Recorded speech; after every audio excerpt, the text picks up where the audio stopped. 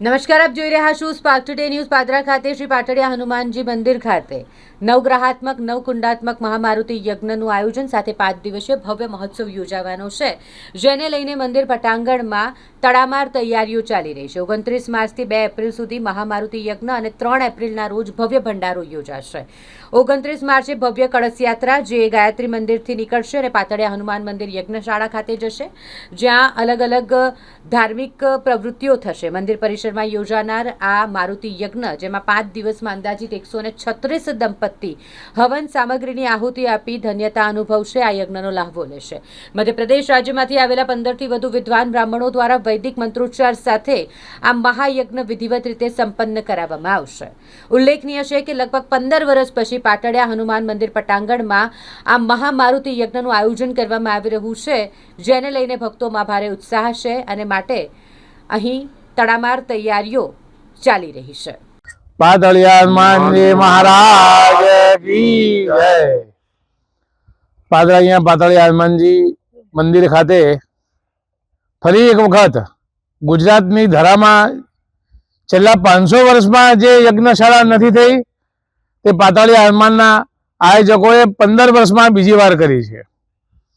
આ યજ્ઞશાળાની વિશેષતા એવી છે કે આમાં ગ્રહાકૃતિ કુંડ બનાવવામાં આવ્યા છે, એટલે કે જે આપણા નવગ્રહ છે એ નવગ્રહની આકૃતિવાળા અહીંયા કુંડો આપ જોઈ રહ્યા છો એ પ્રમાણે બની રહ્યા છે.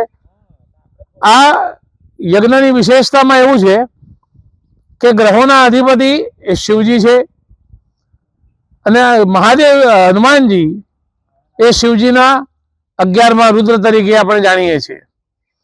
તો અહીંયા જે યજ્ઞશાળામાં જે યજ્ઞ કરવા બેસશે, જે આહુતિ આપશે, ઇવન કે જે અહીંયા થોડી પણ સહાય કરશે, એની કુંડલીના 9 ગ્રહ એમને ખૂબ પોઝિટિવ એનર્જી આપશે, એમનું કલ્યાણ થશે, કુંડલીના દોષો, ગ્રહોના દોષો જે છે તે દૂર થઈ શકશે.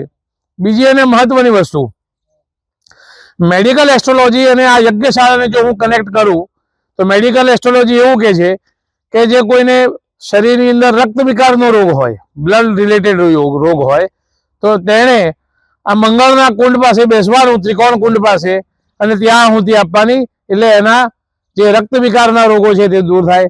જેને મસ્ક્યુલર પેન હોય, મેડિકલ એસ્ટ્રોલોજી એવું કહે છે કે મસ્ક્યુલર પેન ઉપર શનિનું પ્રભુત્વ છે, તો આ શનિના કુંડ ઉપર બેસીને એ આહુતિ આપી શકે. જેને આત્મવિશ્વાસની કમી હોય, સૂર્યનારાયણના કુંડ પર બેસે એની આત્મવિશ્વાસની વૃદ્ધિ થાય. જેને આર્થિક સમૃદ્ધિ જોઈતી હોય, ધંધો વેપારમાં સફળતા જોઈતી હોય, તે બુધના કુંડ ઉપર બેસે. જેને વિદ્યા પ્રાપ્ત કરવી હોય, સાધના કરવી હોય, એ ગુરુના કુંડ ઉપર બેસે. જેને જીવનની અંદર ઐશ્વર્ય જોઈતું હોય, પતિ પત્ની વચ્ચે સારા સંબંધો ઈચ્છતા હોય, તો તે શુક્રના કુંડ ઉપર બેસે. એવી રીતે આ દરેક કુંડનું ફળ છે, અને જે પ્રમાણે પોતાના ઈચ્છા પ્રમાણે, પોતાના કુંડલીના ગ્રહો પ્રમાણે જે આ યજ્ઞ કુંડ પર બેસે તો એને 100% દોષમાંથી મુક્ત થશે અને એનું કલ્યાણ થશે.